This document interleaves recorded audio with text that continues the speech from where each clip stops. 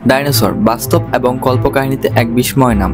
হলিউডে এই প্রাণীকে নিয়ে অনেক সিনেমাও তৈরি করা হয়েছে। বিলুপ্ত হয়ে যাওয়া এই প্রাণীটি মানুষের অনেক আগে পৃথিবীর বাসিন্দা ছিল। প্রায় 23 কোটি বছর আগে যে প্রাণীটির আগমন ঘটে, আজকে সেই ডাইনোসর প্রাণীটি নেই। বিলুপ্ত হয়ে যাওয়া ডাইনোসরের শেষ দিন নিয়ে আলোচনা করব, কিভাবে কখন বিলুপ্ত হলো ডাইনোসর। তার আগে ছোট্ট একটি রিকোয়েস্ট, যারা এখন আমার চ্যানেলটি সাবস্ক্রাইব করেনি প্লিজ সাবস্ক্রাইব করে দিন।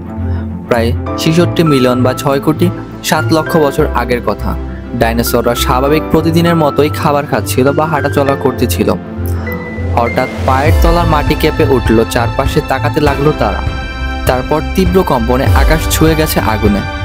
সে আগুন ছড়িয়ে পড়লো বনে। এদিক ওদিক পালানোর চেষ্টা করলো, পালাতে ব্যর্থ হলো ডাইনোসররা। বিশাল আগুনের এই সুনামিতে প্রাণ হারালো এই প্রাণীগুলো। এটি কোনো সাধারণ সুনামি ছিল না।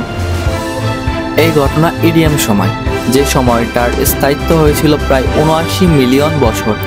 এই সময়টাকে বলা হয় বিলুপ্তির যুগ। মাত্র 1 মিনিটে একটি ভয়ঙ্কর গ্রহাণুর আঘাত সেদিন প্রাণ হারিয়েছিল পৃথিবীতে থাকা প্রায় 75% প্রাণী। পৃথিবীর দিকে ধেয়ে আসে একটি গ্রহাণু। অনেক বিজ্ঞানীরা এটাকে বলেছিলেন ধূমকেতু। গ্রহাণুর আঘাত এনেছিল মেক্সিকোতে। ভূতাত্ত্বিক রেকর্ডগুলো বলছে গ্রহাণুটি পানিতে আঘাত এনেছিল। পৃথিবী এবং গ্রহাণুর সংঘর্ষে সেদিন পুরো পৃথিবী কেঁপে ওঠে। গ্রহাণুর সংঘর্ষে আগুন ধরে যায় পুরো পৃথিবীতে।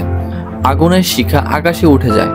কঠিন যন্ত্রণা সহ্য করে পৃথিবীতে থাকা অনেক প্রাণী সেদিন বিলুপ্ত হয়ে যায়।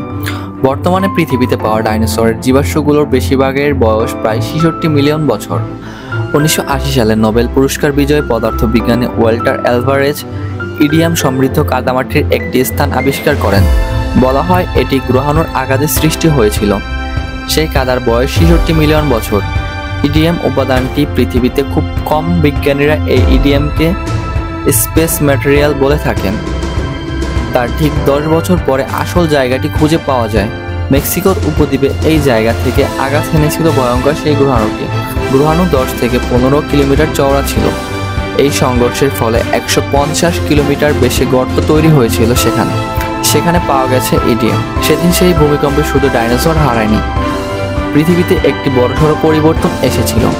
বর্তমানে আমরা যে মহাদেশগুলো দেখি তা আগে একসাথে ছিল। পৃথিবীতে ছিল একটি মাত্র ভূখণ্ড। এই ভূমিকম্পের পর পৃথিবীর নিচের প্লেটগুলো আলাদা হয়ে যায়। এশিয়া এবং ইউরোপের ভূখণ্ড তখন বিভিন্ন পরিবর্তনের মধ্যে দিয়ে যাচ্ছিল। পৃথিবীর জলবায়ুতে বিশাল পরিবর্তন দেখা দিল। এই ভূমিকম্পের ফলে বায়ুমণ্ডলে ধুলার এমন আস্তরণ তৈরি হয়েছিল যে সূর্যের আলো পৃথিবীতে ঠিক মতন আসতে পারছিল না, যার ফলে পৃথিবী ধীরে ধীরে ঠান্ডা হতে শুরু করলো।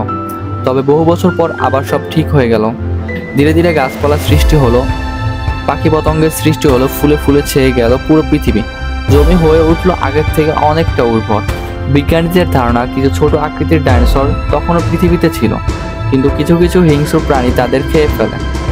এভাবে বিলুপ্ত হলো পুরো ডাইনোসরের জাতি।